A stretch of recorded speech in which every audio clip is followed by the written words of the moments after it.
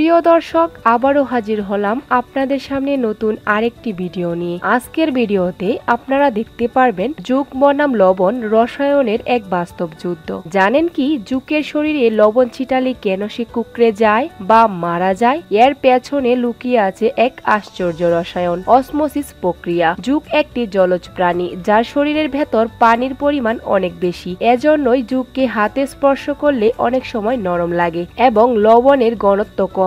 যখন এর গায়ে সোডিয়াম আয়ন বা সাধারণ লবণ ছিটানো হয় তখন লবণ পানিতে দ্রবীভূত হয়ে সোডিয়াম আয়ন এবং ক্লোরাইড আয়নে বিভক্ত হয়। এই আয়নগুলো চারপাশে দ্রবণের ঘনত্ব অনেক বাড়িয়ে দেয়, ফলে জুকের শরীরে কোষের ভেতরে থাকা পানি বাইরে চলে যায়, কারণ পানি সবসময় কম ঘন দ্রবণ থেকে বেশি ঘন দ্রবণের দিকে যায়। এটাই অসমোসিসের মূল রাসায়নিক নীতি। এর ফলে জুকের কোষগুলো তাদের ভেতরের পানি হারিয়ে ফেলে, কোষের ভেতরের চাপ কমে যায় এবং পুরো দেহ শুকিয়ে যায়। শেষ পর্যন্ত কোষগুলো সংকুচিত হয়ে ফেটে যায় আর জুক মারা যায়। এই প্রক্রিয়াটি কোনো বিষক্রিয়া নয়, বরং এর নিখাত রাসায়নিক ভারসাম্য পরিবর্তন মাত্র। রাসায়নের এই মৌলিক নীতি শুধু জুকের মৃত্যুতে সীমাবদ্ধ নয়, একই নীতি ব্যবহার করা হয় খাবার সংরক্ষণে। যেমন মাছ বা আচার শুকানোর সময় লবণ ব্যবহার করে ব্যাকটেরিয়ার বৃদ্ধি রোধ করা হয়। তাই দেখা যায় লবণ শুধু রান্নাঘরের উপাদান নয়, এটি জীববিজ্ঞান ও রসায়নের এক গুরুত্বপূর্ণ উপাদান যা প্রকৃতির ভারসাম্য ও জীবনের রসায়ন বোঝাতে সাহায্য করে। তো প্রিয় দর্শক,